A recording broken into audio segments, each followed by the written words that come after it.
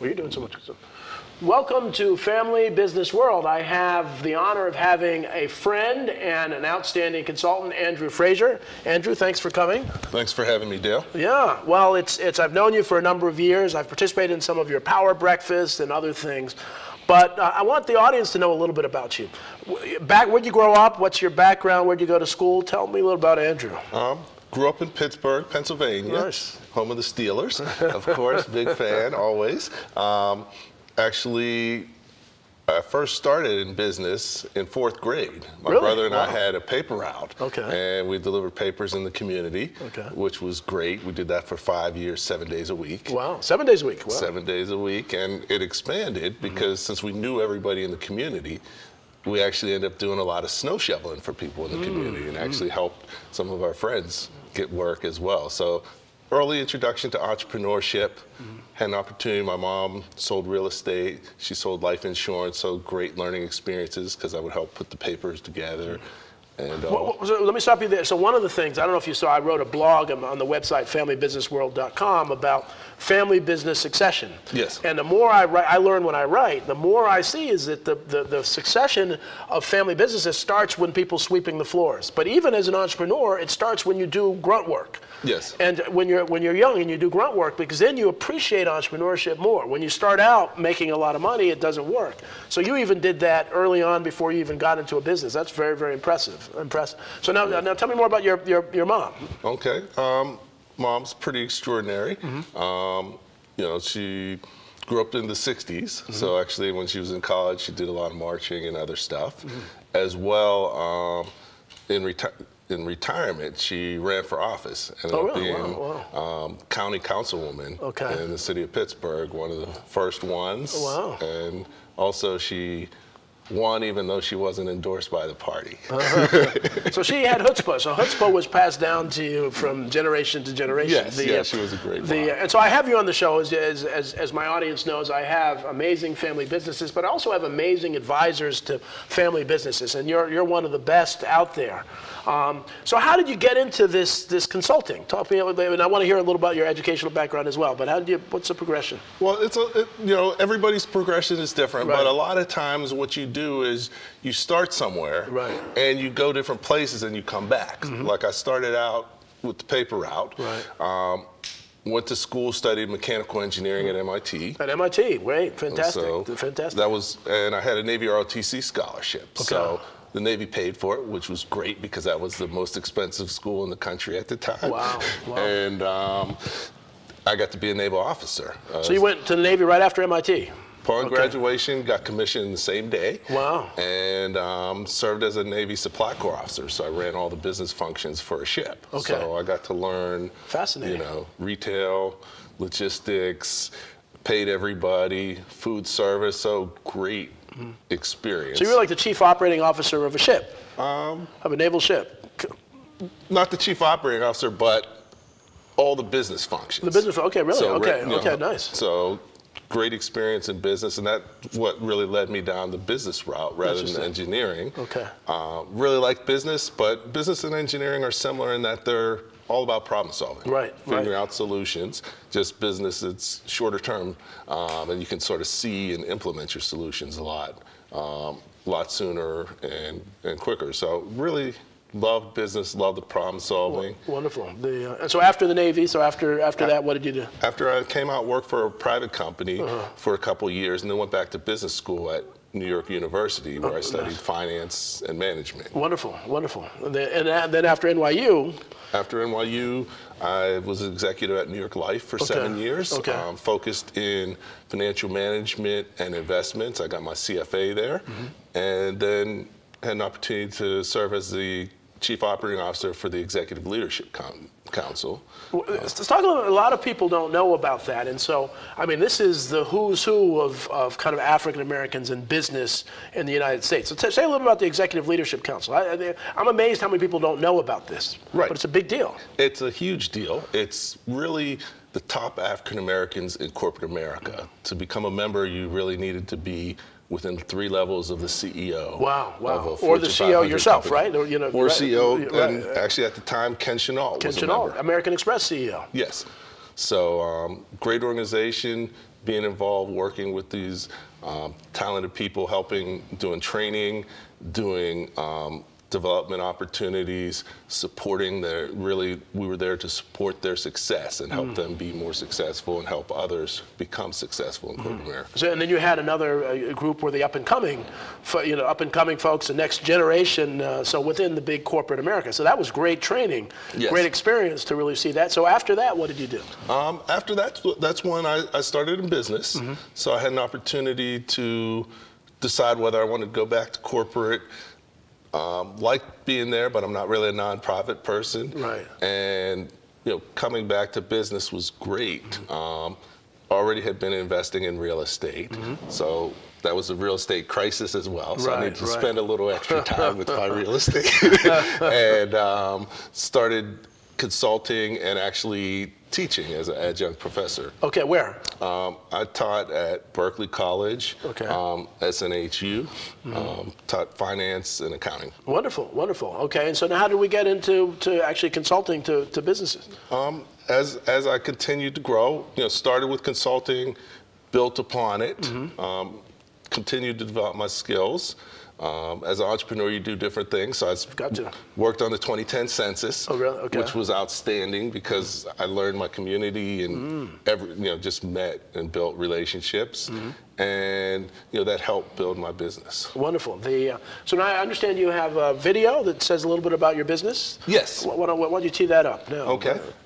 So really, my business is about helping entrepreneurs and business owners run their business more professionally so that they can grow. Wonderful, wonderful, great. Are you looking to grow revenues, increase profitability, or obtain financing? If so, you came to the right place. My name is Andrew Frazier, outsourced CFO and owner of Small Business Like a Pro, where the more you know, the faster you grow. I've worked with over 500 entrepreneurs and business owners one-on-one and taught thousands of people about entrepreneurship and business over the years. My expertise is in business strategy and financial management, which I use to help them be able to create a sustainable business that can run without them. And how do we do that? We focus on growing revenue, increasing profitability, and obtaining financing so that their business can grow. If that's something that interests you, I invite you to come check us out and reach out to me. Would love to help you grow your business. Are you? Great, really a great setup for your business. Really, it's amazing how much you do. I had the opportunity to interview one of your clients, Paul Stack, and just an amazing gentleman, and really, sung your praises on camera and even off camera, and really valued. So you got this business going. So say a little more about what do you do? How do you help these businesses? Okay, well, what I do, like most businesses, it's evolved over time. Really started out a lot more coaching earlier on, and then it moved to more... So executive coaching, and I always want for my audience to make sure those that have not heard it, you actually work with individuals to really help them become more successful, right? Is that really what the coaching is? Yeah. It's helping them be, and more just talking with them, and giving them ideas, and taking feedback and helping them think through their strategies. Okay. And then it's evolved into more consulting. So that's really a little bit of coach consulting. A lot of times you're talking with people, coaching them, and helping them figure out what they need to do, but then they may not have the skills or the team to implement it. So also coming in, helping to provide a level of expertise in accomplishing some of the tasks that they need to do on the consulting. And now actually a lot of my business is outsourced CFO, really working with organizations, one, to help them prepare to be able to get financing. So outsource, again, for those that don't know, so outsource CFO, that basically, instead of just hiring a CFO off the street, they hire Andrew to come in and really say, okay, be my CFO for a while, help me get through this difficult period, and then maybe even help me recruit a full-time CFO. Do you do that too, or no? Well, the big thing is most small businesses can't afford a CFO. Right. Because there's a misconception that finance is accounting. Totally two different subjects. Your accountant can't necessarily do the stuff that a CFO needs to do. So they're good at what they do, but it's different than it's finance. Totally different.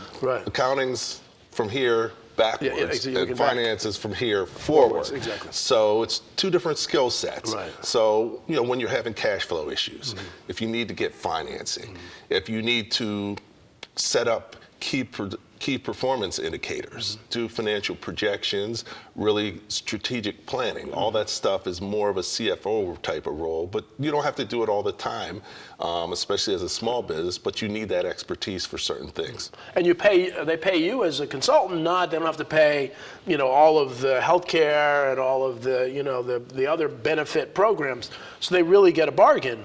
But the other thing that I tell a lot of companies about using outside folks, whether it's IT is that you are state of the art. See, the fact that you're working with different companies gives you insight into the latest and greatest ways of doing things, right? And so that's a real advantage of having an outsourced CFO. And having an external perspective so that you can see the business in a different light and share that with the organization. And many times, an owner doesn't really get to talk to their leadership team in a way that they can talk to an external person. And also, I can talk to owner in a different way than their leadership team can talk to them, especially if they need some coaching or maybe you shouldn't do this or whatever. I could do that a lot easier because I'm not fearful for my job. And my job is really to educate, expose, and bring ideas. Wonderful. And as you know, I'm the executive director of the Fairleigh Dickinson University Rothman Institute of Innovation and Entrepreneurship, and one of our programs is a peer-to-peer mentoring program where you sit quietly, you sit confidentially with 4 or 5, and you realize how lonely it is being a CEO. Yes. You can't often talk to your spouse, you can't really talk to people on your team, so you have an outsourced CFO like you. So you can really have some real open and honest conversations, and you can kind of tell them the truth. Yes. So often family business, second, third generation, people are too scared to tell you the truth, but you can do that. Right. And so that's a real advantage. That's a real advantage. A huge advantage. And the other thing is, I can take a holistic approach because finance touches every area of the business, and I have experience working in operations, in marketing, in technology. So I'm not just providing financial expertise. I'm talking about how you bring all that together in a holistic fashion to build your business. Well, let's talk about, now I have here your book, Running Your Business Like a Pro. I love this. This is a great book. It's easy to understand. I mean, what's beautiful about this thing is easy to understand. And where can people get this? Where can they find this book? Well, it's on my website, so if you want to order a signed copy, you can order it from there. And what's your website? www.smallbusinesslikeapro.com. Excellent. You can also order it through Amazon Prime. There's a Kindle ebook, and also audible.com. We have the audio book, and next month we'll have the Spanish version on Amazon.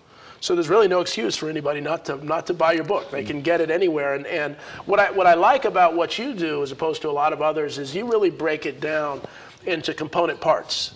I don't know if you want to share some of your thoughts about that. Right. Really working with business owners, so many over the years, you start to see patterns. Right. You start to see challenges that they run into. So what I talk about is the first half of the book is what you don't know can hurt you. So I talk about key things that you need to know as a business owner to be successful. And in each chapter, I have at least 2 examples of people that I've worked with so that you can identify with it. And, my chapters, the first chapter is really about how did I get here? Because you're somewhere for a reason. Why are you there? Where are you trying to go? Right. And so you build it up. Talk a little bit about, share a story for the audience about, how that has been helpful. This first, even something you mentioned in the book. Okay. Well, definitely, one example and one thing that is key. The second chapter in my book's called "What is Your Most Important Job?" And most business owners don't know that, and to their detriment. Your most important job is S&M, and not the one you're thinking about, but sales and marketing. And what we do is talk about your target market. Interesting. We're going to take a break now, but I want to leave the audience here. We're going to see a couple commercials and come back. This is really, really important. So Excellent. We'll see you after the commercial break.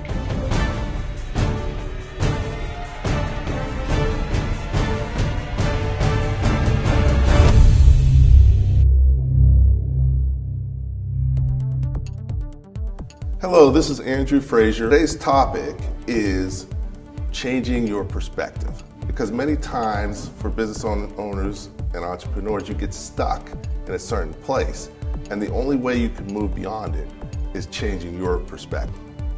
In my book, Running Your Small Business Like a Pro, one of the key themes that I talk about is your business can go no further than you're prepared to take it. So as a result, you have to continue to evolve, develop yourself, because if you become stagnant, your business becomes stagnant. One of the things that you helped to point out to me was that if I don't start thinking of my school as a business, I won't have a... If you're not being the business person of your business, who's being the business person of your business? For those of you who just joined us, I'm talking with a friend of mine, Andrew Frazier, from Small Business Like a Pro. We were just talking about S&M, not that kind. We were talking about sales and marketing. And so finish your thought. You were talking about, you know, a lot of people don't know why they're there, what their responsibility is. Right. So as a business owner, your most important job is sales and marketing. And you really need to be spending at least 2 hours per day on marketing. 2 hours per day on marketing, wow. And sales is not marketing, so a lot of times there's not differentiated. Right. And since it's your most important job, you need to learn how to do it well. So business owners need to do as much training and learning about marketing and about sales so they can do it better, because that's the biggest thing that's going to impact the success of your business. Give the 2-second, what's the difference between sales and marketing? Okay. Really, marketing is about building a relationship Right. with your customers and clients, and sales is transactional. Right. And marketing is about strategy, Right. building a strategy to be profitable, looking at your business holistically. So really, it's a lot more than PR and advertising. It's the whole strategy and bringing it all together to make your business successful. It is amazing, and I do obviously a lot of consulting as well, how many folks don't really understand the difference. They think, my goal is just to sell as much as I can. Right. And they don't really step back and think about that. So what else? What's next? Okay, what's kind of next in the process? Well, one of the things, and this year, I'm really taking my business to the next level and helping other people to take their businesses to the next level. Okay. So my goal is to help 1,000 small businesses grow theirs this year. So wow, and the majority of those will be family businesses probably. Yes. And so 1,000. Now, how are you going to do that? Okay, that's a great goal. One of the things that we put together is the SB Pro Growth Challenge. Okay. And it's a challenge to challenge business owners to grow their revenues. So the winners, we have $20,000 in cash prizes for the winners. Nice. And to win, what you're going to do is grow your revenues the most 2020 versus 2019. Okay. There's a winner in terms of dollar growth, and there's a winner in terms of percentage growth. Okay, now how do they find out about this? This is a great opportunity for every business. And how do they find out about that? All you got to do is go to our site. Okay. Say that again for those that missed it. What's the website? Well, we have a site specifically for it. Okay, yeah. It's sbprogrowthchallenge.com. sbprogrowthchallenge.com. Okay. Right. And you can get there through my regular site as well, but that takes you directly there. Okay. And not only is it a challenge where you can win money, but the most important piece is a challenge where we help you to learn how to market and how to sell more effectively so that you can grow your revenues. So that's the most valuable piece, because if we can help you grow your revenues by 10, 20, 50, 100,000, you're going to make a whole lot more money. And that's really what we're here to do, is help businesses grow. Well, one of the things that I like about what you're doing is that you really get people to focus and become professional. Yes. See, so often we think we're a business person, but really becoming a professional is a whole different level. it's not just about owning a business and being an entrepreneur or just being a family business. It's about taking the next level. If you're going to be an athlete, you want to make the, the NBA or the NFL or pro tennis, why not do the same for small business? That's why I really like what you're doing. What's next? All right, so that's the side. What about the expense side of this? So you have the revenue side. What about the expense side? Well, in business, if you're familiar with Michael Gerber, he talks about working in your business, but you have to move to working on your business. Right. But nobody ever tells you how do you work on your business. Right. So really, what I do in there and when I'm working with businesses has helped them learn how to do that, because less than 5% of business ever work on their business effectively. So for the audience, again, so working in your business is what? Just showing up every day, doing what you do, and as opposed to working on your business. What's the difference? The difference is working in your business, you're like an employee or a supervisor. You're focused on the day-to-day. Right. Okay? Right. And most people never get above that. But to really run your business professionally, you have to have management. Right. So you have to focus, you're not going to get there if you don't plan to do it, but you have to get to the management level or manager, where as a manager, you're working on helping to optimize things, helping to build capacity, helping with strategy. So you're really looking at a longer term piece than a supervisor. Right. And it's really hard to be a supervisor and a manager at the same time. Right. Just like in larger businesses, you got supervisors, you got managers for a reason. Right. So, helping to professionally, and as a manager, one of the big things I've found is business owners don't like to use numbers. Right. So, but you can't work on your business without numbers, because you don't know what's going on with your business without understanding the numbers. So I help business owners understand their numbers, start to look at them, help to put together key performance indicators, so that you have a plan, a budget, you look at how you're doing versus it, and you can make decisions on a timely basis to improve your business. Excellent. So working on your business as opposed to just in your business, is there a next step once you do that, after that? There is. Once you master that, you step up to where you're an executive. Right. And you're really working on the future of your business. Right. So you're spending most of your time doing strategic planning. You're spending your time looking at how you can expand your marketplace, as well as how you can exploit your current target market. Right. So really looking at how do you grow significantly, and that's really executive type skills. Right. Well, one of the things when I was talking to Paul Stack, we talked about the fact that if you aren't moving forward, you're moving backwards. Yes. And if you're working in your business, it's very hard to move forward, right? Yes. I actually recently wrote an article called "Grow or Die." Oh, really? Because as a business, if you're not growing, you're moving backwards. Right. And a key thing that I always tell people is, your business can only move as far as you're prepared to take it. So if your business is stuck, it's because you're not prepared to take it, and you have to learn and develop. And that's one of the things I work with people, is help them learn and develop things that they need to know. Wow. But it's critical to be continually learning and developing yourself.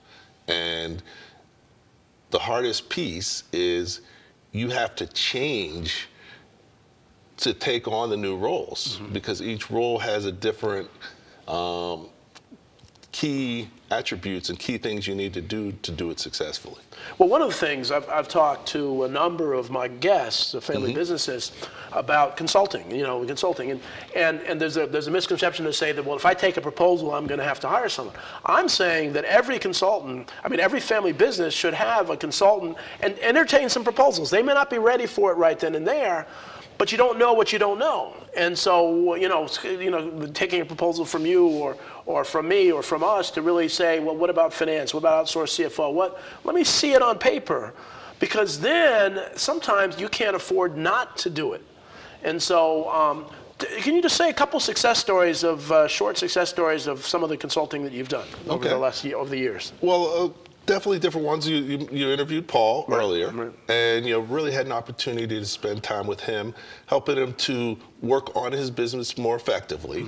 And when we started, he had plenty of business, but his operations couldn't keep up with the business that he had. Right. So one of the things we worked on is helping him build capacity. And some people think that's a good problem. Oh, I got too much business for my. That's a bad problem, right? That's something that you've got to address. Right, because customer service is key. You want to keep your customers, but not only that, if you're growing too fast, you can go out of business just as fast. Right. So you have to have your financial plans and cash flow managed, because you're investing a lot of money before you're getting it back in. Right. So it's easy to run out of money if you don't plan and you're not careful about what you do. And he's such a dynamic person and really a visionary, and so he's just a great model of how a consultant and a business leader can work together. Now you have some other things coming up, the Power Breakfast. Talk about some of the other things you're working on. Very, very exciting stuff. Okay, great. Well, as you know, I've done a Power Breakfast event for entrepreneurs and business owners for the past 9 years. Yeah, it's been a long time. And, it's been great stuff. You've got to go. It's good stuff. Right, and we brought in business thought leaders from around the world. Actually, Dale spoke at one of them. Excellent. It was wonderful. And it's a really way to get small business owners an opportunity to get exposure to people that they generally wouldn't have access to. But not only that, I focus and make sure that the messages are small business focused with things that small business owners can implement immediately. Right. And they're also hearing from people who actually are doing or have done what they're talking about. So critical, because you know, it's one thing to talk about stuff, it's another thing to have done it. Right. And so the family businesses, the small businesses, I mean, that's a must. You've got to grow. You've got to get out there, get as much information. Maybe you don't think you can hire a consultant, but you can easily afford to go to these Power Breakfasts. What other things do you have on the docket? What other kinds of programs? Well, you know, one of the key things is, you know, I recognize the cost is hard for people to bring someone in, and you know, I can understand that, and not everybody can afford it. But that's one of the reasons why I wrote my book, because that's the equivalent of 10 hours of coaching with me. Nice. So you're going to learn things you need to know, and even if you're going to work with me, that's a great start, because then we can move forward into more complex stuff. Right. And I'm in the process of writing 2 more books. Well, wonderful. So one book is on marketing. Okay. And, you know, talking about key things, because that's the most important job for business owners. And the other one's about obtaining financing, because, you know, obtaining financing is a mystery for a lot of business owners. And most don't get it because they don't deserve it, because they're not prepared. So helping them to do that is key.